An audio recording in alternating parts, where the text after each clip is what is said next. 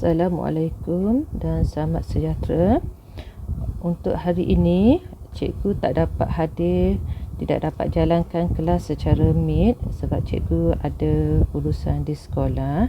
Okey, walau bagaimanapun, cikgu harap semua pelajar dapat menonton video ini dan memahami apa perkara yang kita sepatutnya belajar pada hari ini. Okey, sekarang hari ini 26/3 ya. Kita akan menyelesaikan masalah melibatkan penakulan logik. Sebenarnya untuk hari ini, latihan hari ini kita akan menyelesaikan semua soalan yang berkaitan dengan bab 3 sebab kita dah habis belajar bab 3. So hari ini kitanya latihan formatif. Okey. Sebelum tu kita bincang dulu homework yang telah diberi.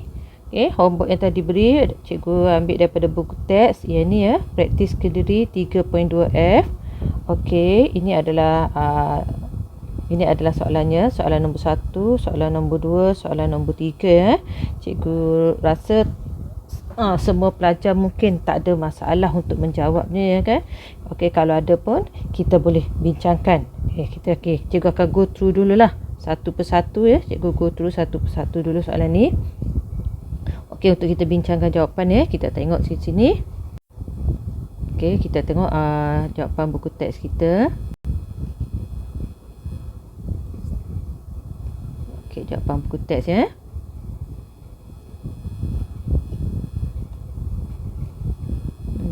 Uh, 3.2 kan? 3.2 3.2F.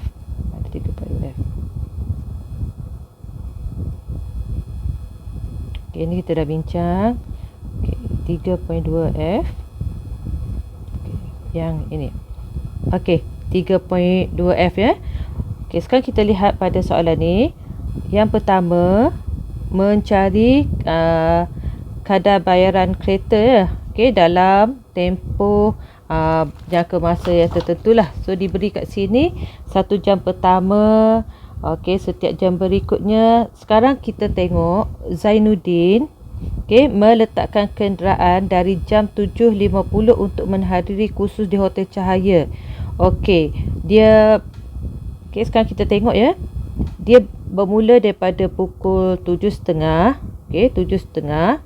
Okey, bermula 7.30 dan mengambil keretanya pada 17.25. So kat sini pelajar semua kena cari masa. Okey, kena cari masa. Okey,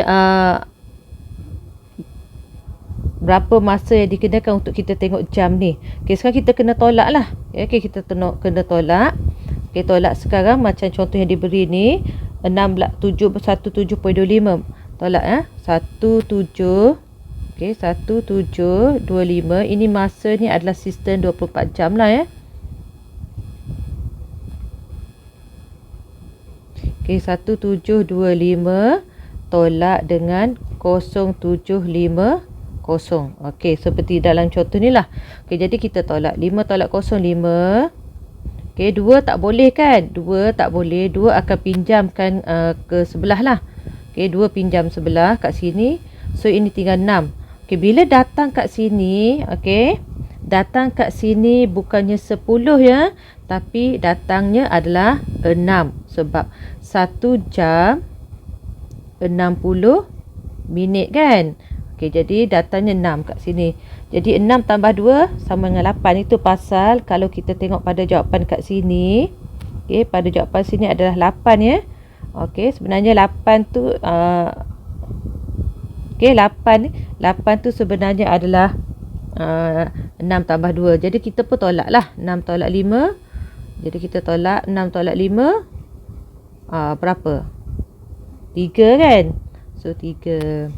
So kat sini pun 6 tolak 7 tak boleh. So pinjam sebelah 10. 16 tolak 7 dapat 9. So kat sini kita ada 9 jam 35 minit. Okey.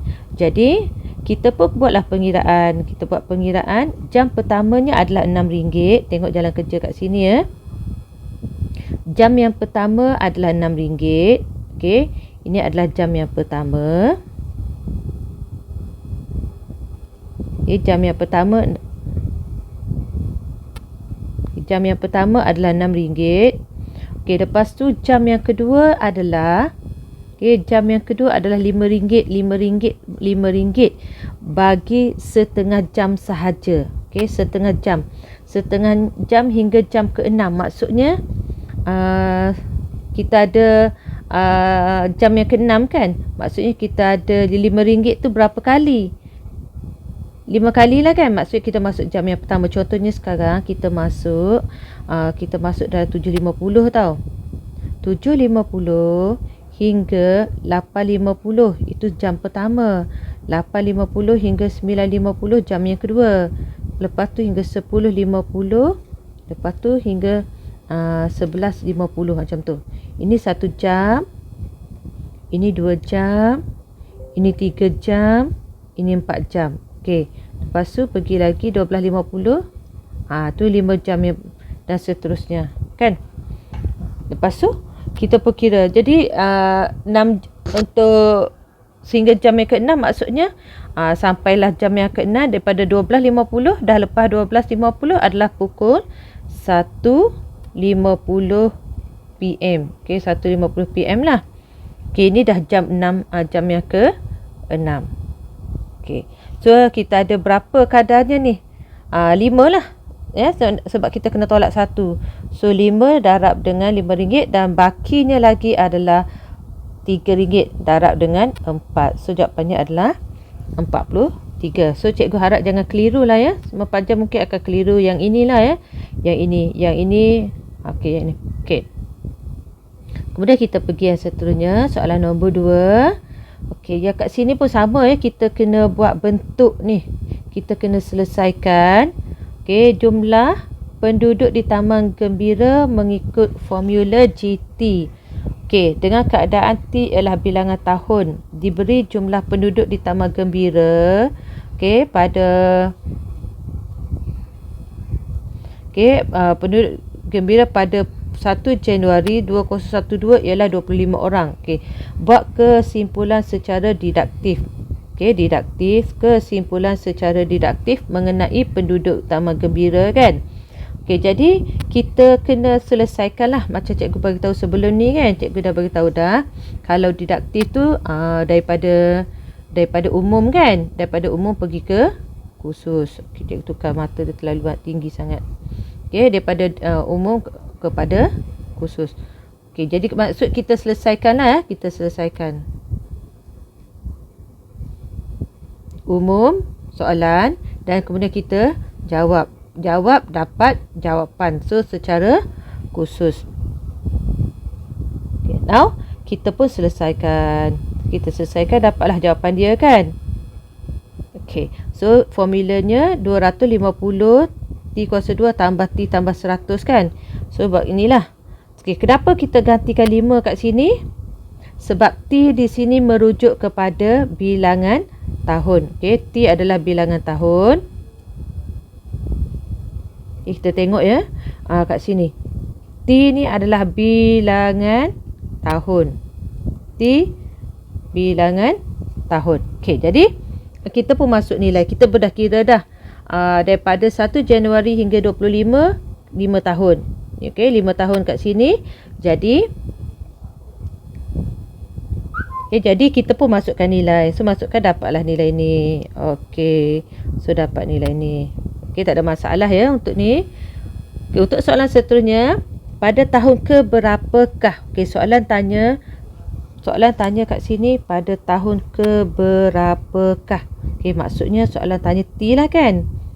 Pada tahun ke berapakah penduduk Taman Gembira akan mencapai 77,500? Okey. Jadi, ini adalah hasil selepas buat pengiraan. So, kita nampak kat sini kan. So, ini pengiraan dia lah.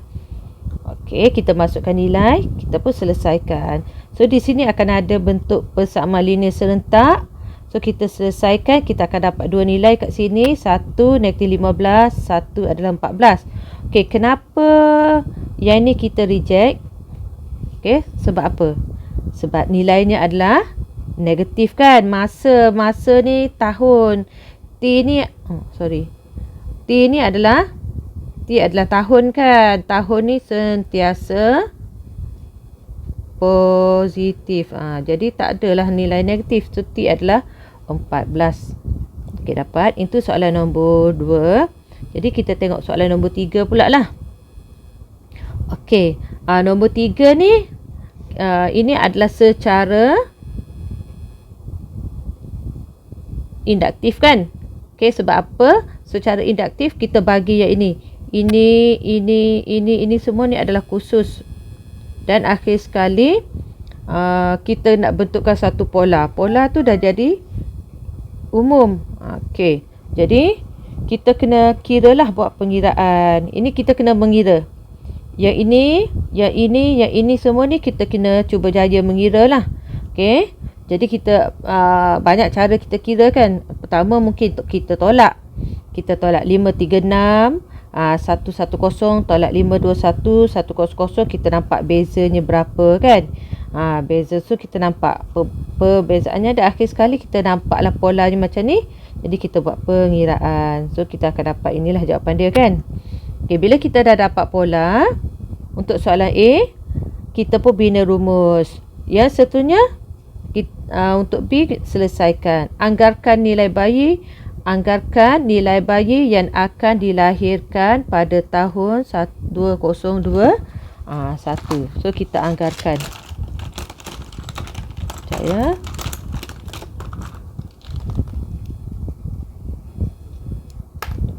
Okay, so kita anggarkan nilai bayi yang akan dilahirkan pada tahun 2021.